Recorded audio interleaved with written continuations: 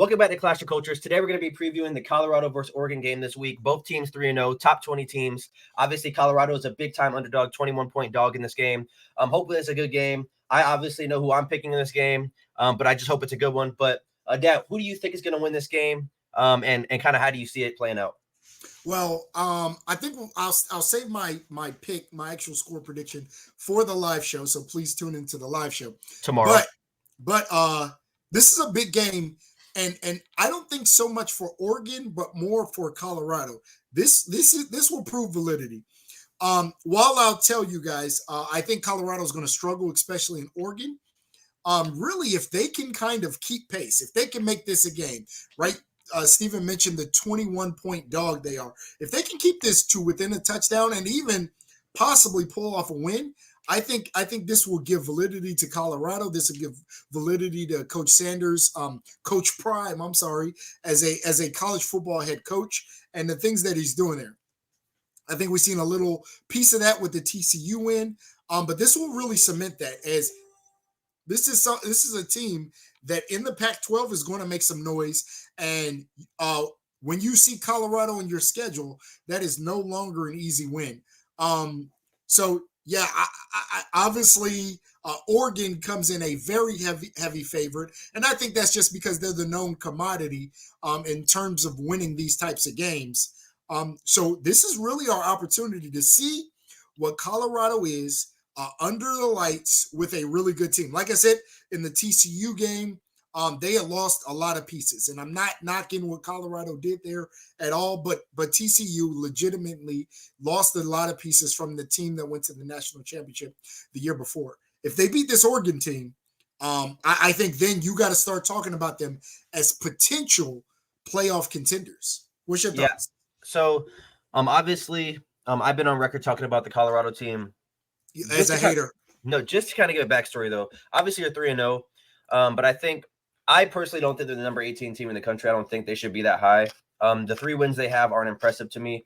I did not pick them to beat TCU. They obviously did that, and that surprised me. TCU is probably going to finish 7-5 or 8-4 this year, so I don't think by the end of the year that's going to be a good win. Colorado State's going to be 4-8, right around there in the Mountain West, and then you have Nebraska, who's probably going to be 5-7ish. In the Big Ten, even though I had them, competing way higher. You had them 10 wins. Based on what we've seen so far, I mean, those 3 wins are not going to be very good. Obviously, I've also been on record to say that if they're able to even compete in this game, I think it's a win. Even if they were to lose 48-31 or something, 48-34, I still think that's a win for them because, like I said, they're a 21-point underdog. I don't think it's going to happen, but I think the 21-point line is pretty accurate. But again, I don't think they're a number 19, I guess not 18, number 19 team in the country based on the wins they have.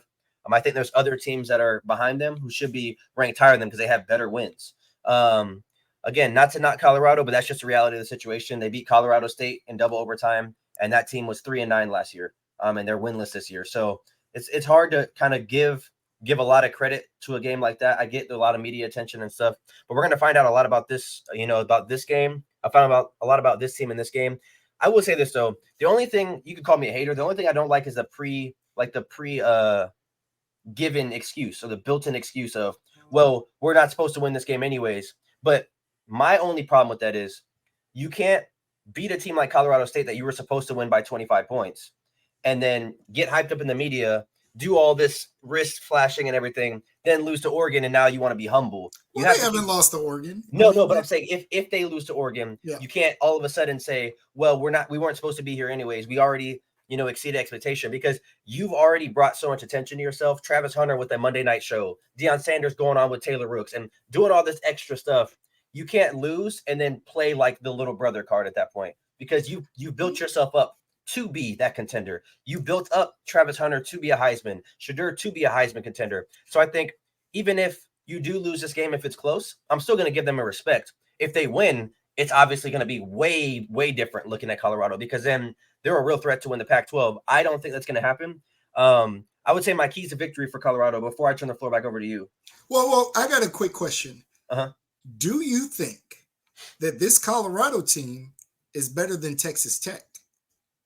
Because Texas Tech gave Oregon a tough time. They did, but I think Texas Tech has more talent on their roster. So it's hard to say. So yesterday I was looking at like online, just looking at everyone's roster, I think Colorado has 1 5-star and like 8 4-stars. And I'm assuming Travis Hunter is but no, because Kamari McLean should be a 5-star. He may not be on the active roster or something. I don't know. I was looking at it though. And Oregon has like 3 5-stars and like 20 4-stars or something. And I didn't look at Texas Tech, but I looked at all the other Pac-12 teams, and it's not close compared to between all of them. Washington State has no 5-stars, no 4-stars. How'd you know that? That's a fact. Because I seen this in a slide. Oh yeah, I didn't know that. I didn't look at Washington State. I just looked at the top guys. Like I looked up Utah, USC, Washington, and Oregon. Those are the only 4 teams I looked up in the Pac-12. But I think when you look at this team, it's kind of hard to say what their keys to victory would be. I would say offensively, it would have to be kind of getting Shedeur in a rhythm. And before I give my keys, I want to say this. I get Travis Hunter's out, guys. I get that he's out. I get he plays both sides of the ball. But at the end of the day, if Travis Hunter was playing in this game, they wouldn't be a 10-point underdog. It's not going to flip the line that much. No, I agree. So, again, Travis Hunter, I think if he played, would probably be the best player on the field. I don't think that's a crazy thing to say. He would probably be the best player on the field. But I think of all 22 starters, even if you want to say he's the best corner and he's the best wide receiver, I think Oregon has the edge in every other position, and Bo Nix and Shedeur are very close based on what we've seen. So I think every other position is Oregon by a landslide. So I think even if you do have Travis Hunter, it doesn't change it all that much. But back to my keys of victory for Colorado. I think Colorado has to get Shedeur in the rhythm. They have to run the ball with Dylan Edwards. It's not going to be a game where he can throw for 500 yards. I don't like they did against TCU. I just don't see that happening. You have to get Dylan Edwards, Shedeur Sanders in a rhythm. Defensively, they have to force turnovers. I think if they don't force any turnovers this game and capitalize, I think this game is going to get ugly. Real quick, before you go to your next point, do you know there are 2 teams, 2 Division I teams that do not have a turnover this season so far? Do you know who they are? I'm assuming one of them has to be Oregon. One of them is Oregon. Do you know who the other team is? It's a big school, top 25 team. Is it USC? No. Oh, it's Washington, isn't it? No, it's not. No, it's not Washington. Who is it? It's a Big 10 school, top 25. So that should definitely help you. Penn State. Penn State. 2 teams. 2 teams don't have a turnover. I don't think Penix threw a pick. They must have fumbled. Penix has thrown a pick. He's thrown. Oh yes. Oh, okay. Mm-hmm. But yeah, sorry. Like I was saying, defensively, I think they need to win the turnover. Not only win the turnover margins, I think they could still lose the turnover margin, maybe 3-2 or 2-1, and it could still be a game. But I think if Shedeur throws a pick or 2 and they fumble or something, and they don't force any turnovers, this game is going to be ugly. They have to force a turnover. Obviously, it's an away game. I'm not sure if Oregon. I'm sure Oregon has had a home game this year, probably against a Portland State game. But I think the crowd's gonna be rocking. Obviously, the Oregon game was at Texas Tech. So they were the away team there. I don't know. I don't think I'm not gonna say there's not rat poison or there's not like fuel heading into this game, because there obviously is, because they're a 21-point underdog. But I just think Oregon, there hasn't been any headlines like, well, Oregon said this, and Oregon. I know the coach of Oregon said something a while ago, like about Deion, but he came out and said like it wasn't. I didn't mean it like that. He didn't say it about Deion. He made a comment before Deion saying something to the extent of like nobody grows up and wants to go to college. No kid comes up wanting to go to Colorado or something like that. Gotcha. But that was before Deion, and he literally came out today and said, "Hey, that was before Deion was even here." Yeah, I think. Like I said, I'd be very surprised if this game was competitive.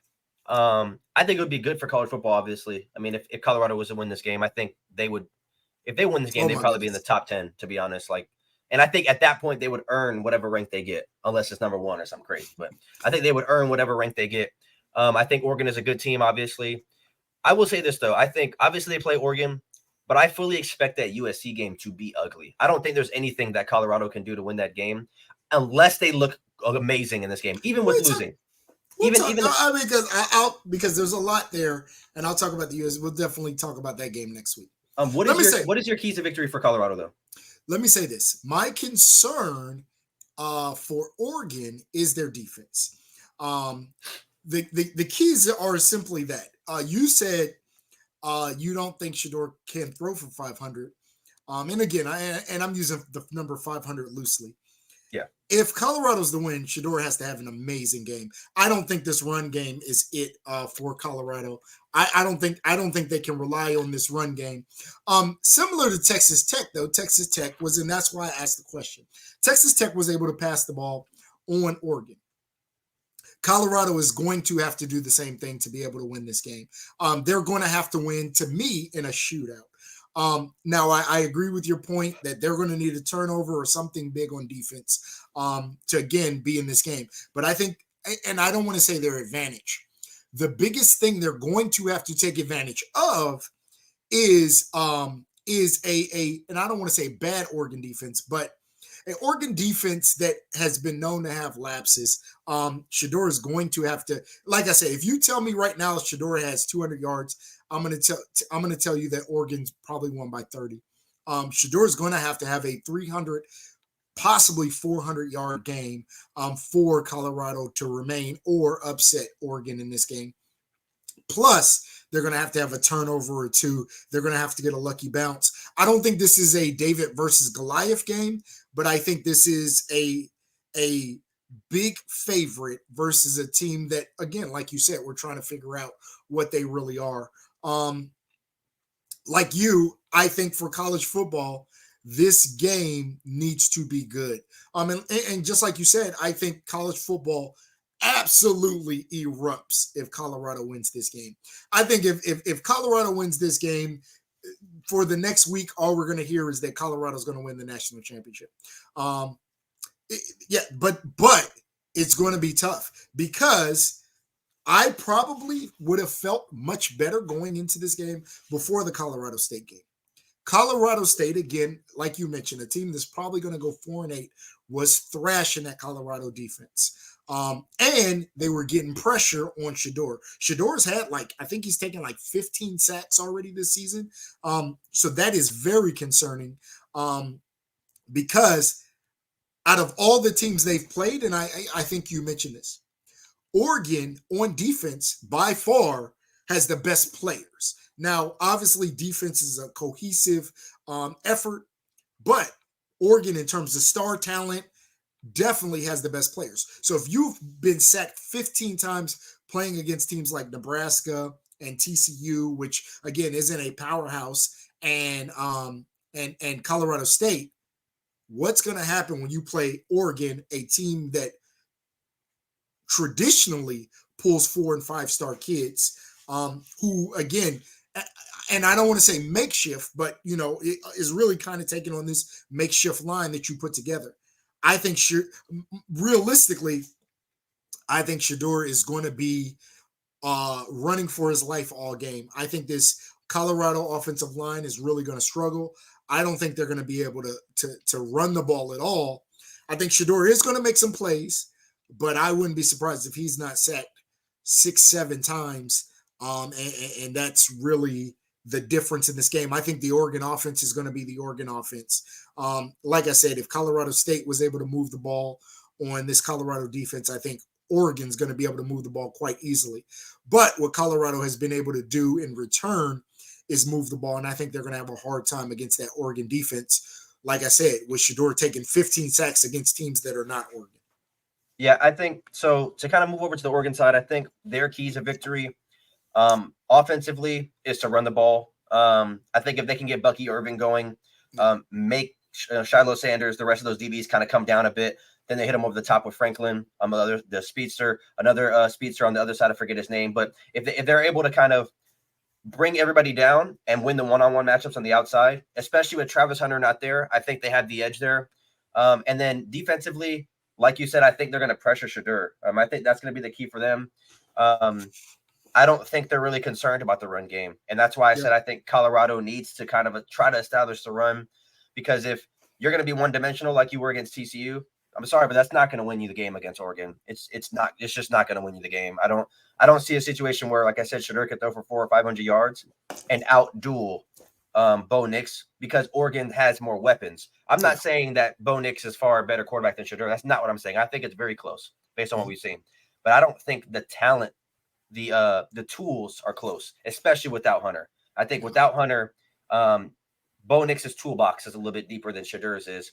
Not only that, he has a way better offensive line. Yeah. So, and I think special teams obviously is going to play a big part. So obviously I hope it's a good game.